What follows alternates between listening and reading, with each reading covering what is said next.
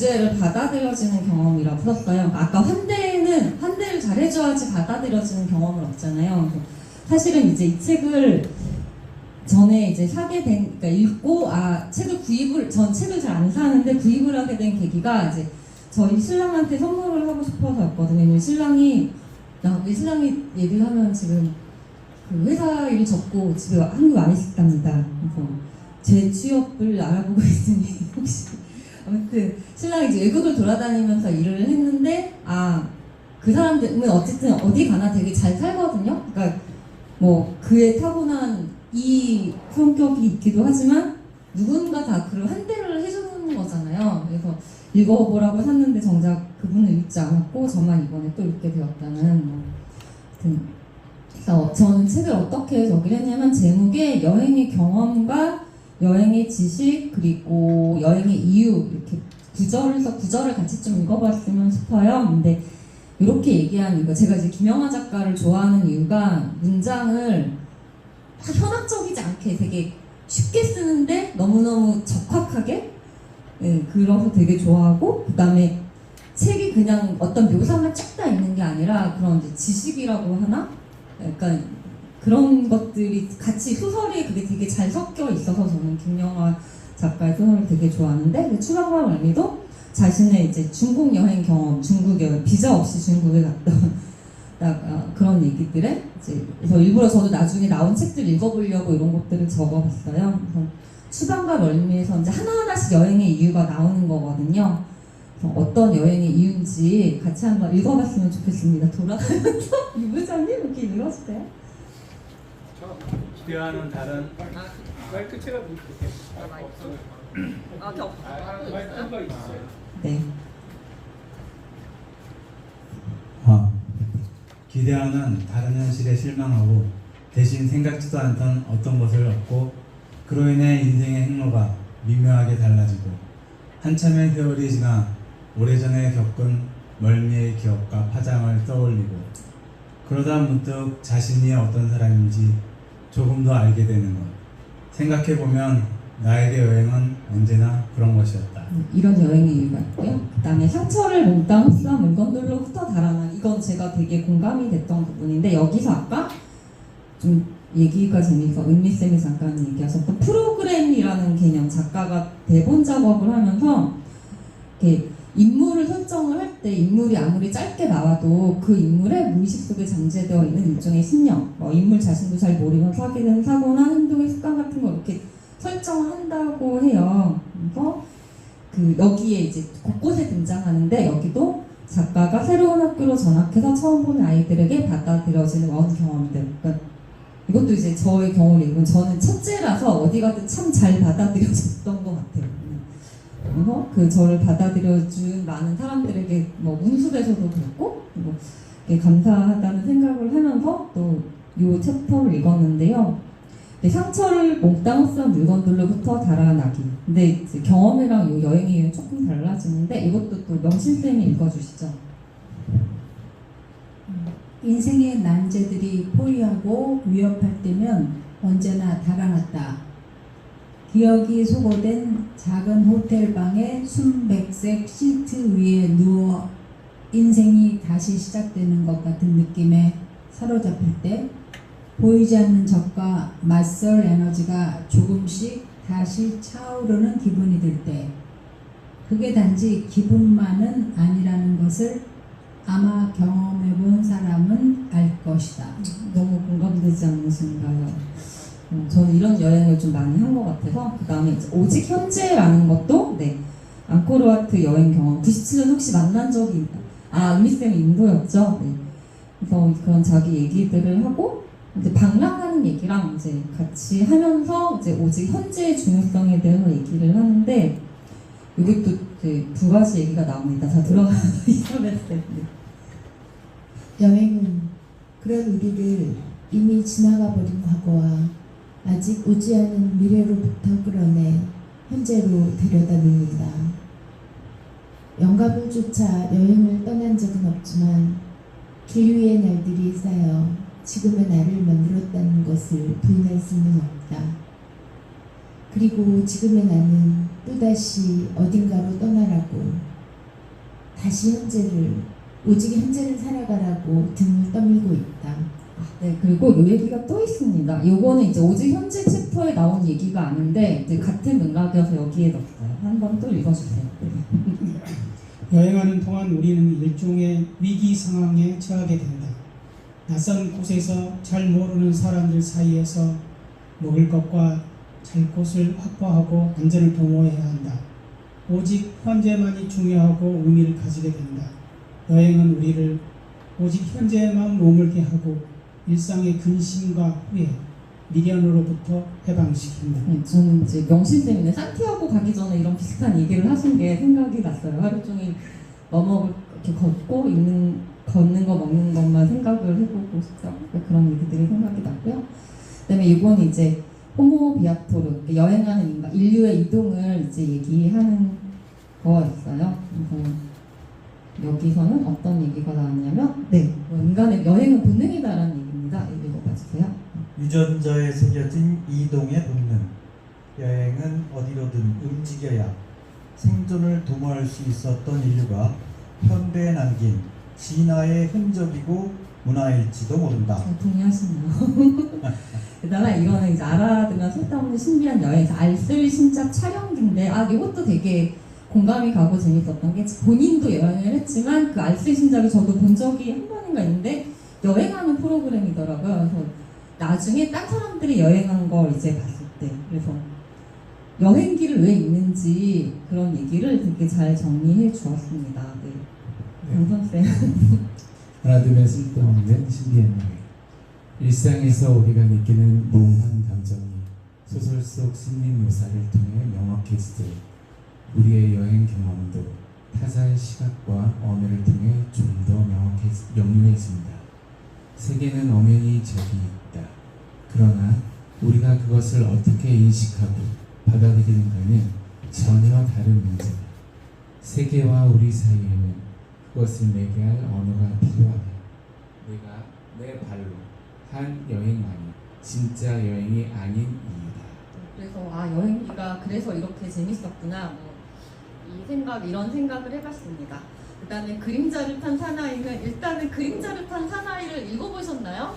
그 책에 그림자를 탄 사나이를 안 읽어본 사람은 없을 거다 막 이런 구절이 나와서 나 안 읽어봤는데, 근데 이거는 조금 길게 하면은 저도 되게 느껴본 경험인데, 그 월가 시위 현장을 뉴욕에 있을 때 갔대요. 그런데 구경꾼이어서 되게 자기가 받아들여지는 경험은 있어요. 구경꾼인데 아무도 뭐라고는 안 했지만 중요한 결정들을 할 때는 정말 구경꾼이니까 그 사람들은 이제 빼놓고 얘기를 하는 거잖아요. 그 받아들여지는 경험에 대해서 여기서 그 현대 이야기가 좀 자세하게 나옵니다. 그래서 이 사나이가 가지고 있던 그림자는 그 사회 소속감 성원권이라고 표현을 하더라고요.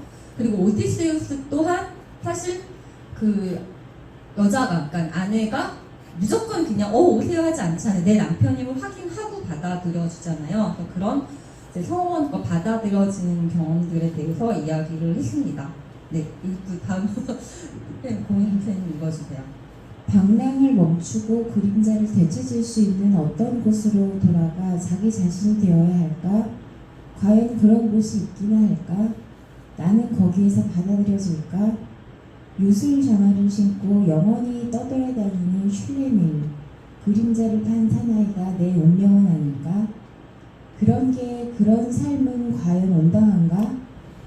요즘에 나 역시 이런 질문들에 대해 생각하게 된다. 네, 저는 공감이 되시는 분들도 있고 안 되시는 분들도 있지 않을까 싶은데요. 저 같은 경우는 방랑자의 삶은 아니라고 생각을 하기 때문에, 그러니까 떠나는 게 좋은 이유가 다시 돌아올 곳이 있잖아요. 저는 이제 그렇게 생각하는 쪽이라 이분은 좀 진짜 방랑자구나, 뭐 이제 그런 생각들을, 여행의 DNA가 많은 사람이구나라는 생각을 했고요. 이 얘기도 되게 많이 공감이 됐는데, 이제 아폴로 8호에서 보내온 사진을 보고 그 제목이 왜 이렇게 적혀 있냐면, 시인이 인류는 지구의 승객이라고 표현을 하는 이제 얘기를 적었고, 그다음에 환대하는 얘기를 적었는데, 그러니까 여기서 저 되게 인상적이었던 구절이 파리 기차역에서 도움을 받았는데 그게 새롭지 않았다. 너무 일상으로 있는 일이니까 저는 그 말이 되게 공감이 됐어요. 그러니까 여행을 가면 특히나 저는 혼자 여행을 많이 하기 때문에 이제 여자가 혼자 왔다고 되게 많이들 뭐 짐도 들어주고 많이 도와주고 근데 저도 그게 뭐 너무 당연한 거죠. 왜냐면 나도 그렇게 하거든요. 저도 그런 경험이 있으니까 이제 사실 이제 길에서 저희 동네 외국인들이 많이 오는데 보면은 막 이렇게 좀 쳐다보고 있다가 먼저 가서 도와줄 걸 물어보고 이렇게 도와준 적도 많이 있고 네 그렇습니다. 그래서 저 이런 환대 이야기가 있습니다. 네, 또 읽어봐 주세요. 인류가 한 배에 탄 승객이라는 것을 알기 위해 우주선을 타고 다리 뒤편까지 갈 필요는 없을지도 모른다. 우리는 인생의 축소판이 여행을 통해 환대와 신뢰의 순환을 거듭하여 경험함으로써 우리 인류가 적대와 경쟁을 통해서만 번성해 온 것이 아니라는 것을 알게 된다. 그렇다고 합니다. 그다음에 노바디의 영역 이것도 되게 재밌었는데 작가가 우리 사실은 보통은 왜 우리가 여행을 떠나면 노바디가 되려고 가는 것 같아요. 아무도 나를 안 알아보는데 그래서 외국으로 가기를 원하는 것 같고 근데 작가가 유명해지기 전후에 이제 썸바디가 되기도 했고 노바디도 했던 이제 뭐 그런 얘기들을 하면서 네 이제 허영 이것도 역시 그 앞에 얘기랑 좀 연결되는 얘기였던 것 같습니다. 오디세우스가 허영과 자만을 부리다가 부활을 잃게 된 얘기를 이렇게 얘기하면서 받아들여지기 위해서 무엇이 필요한가 이제 우리 또 두 가지가 있어서 네, 두 개 다 읽어주시죠. 김쌤.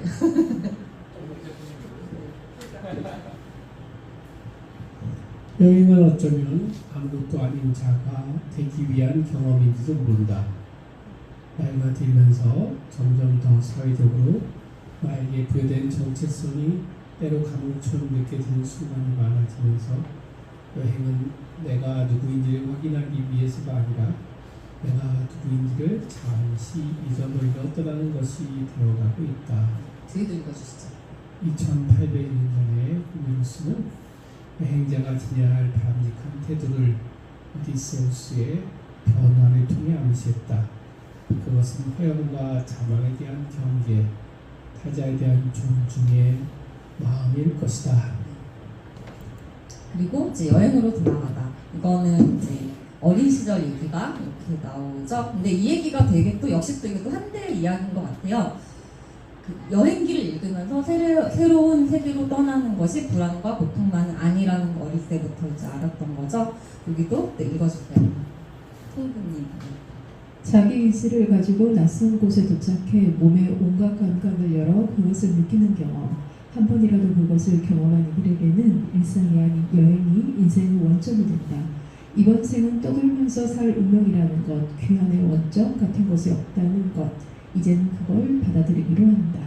이게 김영하 작가의 여행의 이유인 것 같습니다. 그래서 이제 저의 여행의 이유를 생각을 해봤는데 저는 몇 가지 그냥 딱 이유가 되게 분명하게 있는 것 같아요. 저는 되게 설레임? 그러니까 가고 싶다 이런 건데 제가 첫 해외여행이 저도 27살 때 신혼여행이 첫 해외여행이었고 그 역시나 결혼식에서 제일 기대한 부분은 신혼여행이었어요. 그래서 그러니까 그 시절에 그 신혼여행을 가는데 교토 목탑을 보고 싶어서 예, 그래서 남들이 되게 많이 이제 말을 들었죠. 뭐 신혼여행을 왜 그런 데로 가냐. 근데 역시 가서 막 싸우고 이러놓고 어쨌든 교토의 목탑을 갔던 예, 뭐 싸우면 어때요? 그 좋았던 그런 게 있고 그다음에 또 앙코르와트는 또 첫 혼자 여행인데 이디로는 같이 갔다면서 늘 여행을 혼자 갔는데 앙코르와트를 보고 싶다 이게 되게 컸고 근데 이제 같이 가기로 한 게 2번이나 깨지면서 결국에 혼자 갔는데 이때는 여행 가기 전에 한 달 이상을 막 준비를 해가지고 갔는데 지금은 진짜 거의 표랑 끊고 숙소만 끊어서 가는 이제 그런 거. 그 다음에 2013년에 천안문도 사실은 99년에 중국 현대사 수업을 들으면서 천안문에 꼭 가야지 했었는데 결국엔 갔을 때 그 감동 그러나 생각보다 작았던 뭐 이제 이런 것들이 있고 그게 이제 설레임의 이유이고 두 번째는 일상과 거리두기 아까 김영하 작가 얘기해서 그 슬픔까지는 아니지만 어쨌든 일상을 몽땅 흡수한 나의 물건으로부터 달아나는 이제 그런 경험이 저는 제일 큰 것 같아요. 그래서 혼자 가면서 이제 시간이 되게 많지 않아서 책도 가지고 가고 막 적고 이렇게 하는데 편안함, 근데 그걸 딱 정리해보면 편안함이랑 긴장이 적절히 섞인 기분이 되게 좋은 것 같아요. 그래서 할 일이 없는데 또 매일매일 뭐하지 할 일을 만들어가고 이제 딱 최소한의 나만을 위해 최소한 것만 구비된 숙소의 간결함, 근데 또 낯선 거리를 이제 처음 보는 데를 가는 복잡함, 이제 그런 것들이 잘 섞인 기분이 되게 좋았고, 그 다음에 이제 요리랑도 비슷한 것 같아요. 둔차 형님도 그 톡에 올려있는 게 비슷하게 이걸 봤는데, 여행이라는 건 이제 온전히 내가 하는 프로젝트잖아요. 그 기획, 실행, 평가 주기가 딱 짧은 하나의 프로젝트, 이제 그걸 완수할 때 성취감, 이것도 되게 좋은 것 같습니다. 그래서 요리가 그런 성취감을 준다고 하잖아요. 여행도 좀 저한테는 그런 이유인 것 같습니다. 그리고 세 번째는 이제 어느 날 또 이런 생각을 했어요. 내가 여행을 가서 뭘 하지 객관적으로 따져봤더니 맛있는 거 먹고 예쁜 카페 가고 골목 산책하고 뭐 그러잖아요. 막 그냥 평소에도 이렇게 살면 되지 않을까? 그래서 이제 평소에도 좀 이렇게 주말에 누워있지만 않고 이제 이렇게 좀 지내고 있습니다. 저는 사실 동네 산책하는 걸 되게 좋아하고요. 그 다음에 이제 언젠가부터는 이제 좋아하는 사람들이랑 하는 그냥 놀이? 그러니까 좋아하는 사람들이랑 밥 먹어도 되지만 우리가 그때 문서를 같이 강릉을 같이 가고 그랬던 것처럼 좋아하는 사람들이랑 좋아하는 추억 만들기. 그래서 이제는 진짜 혼자는 좀 웬만하면 여행을 안 가고 싶고 너무 이제 같이 가는 게 좋은데 저는 사실 이제 남편이 제일 좋은 트래블 메이트예요. 이거는 좀 따뜻하면서도 슬픈 얘기인데 일단은 남편이랑 이제 서로 뭔가 이걸 너무 잘 아는 사람이니까 되게 편안한 데다가 심심하지도 않은데 밤 외출이 남자랑 같이 가니까 이거는 그래서 제가 사실은 혼자 여행을 가면은 다 이제 현지 교통수단 이용하고 그래서 뭔가 정말 두려운 거 없이 다 하는데 하나 유일하게 못하는 게 밤에 놀러 다니는 걸 못하거든요. 진짜 아침에 일찍 나갔다가 해지면 그런데 이 남자랑 같이 가니까 밤 외출이 가능하구나 하는 이제 그런 조금은 씁쓸한 이런 에피소드를 여기 마무리하겠습니다.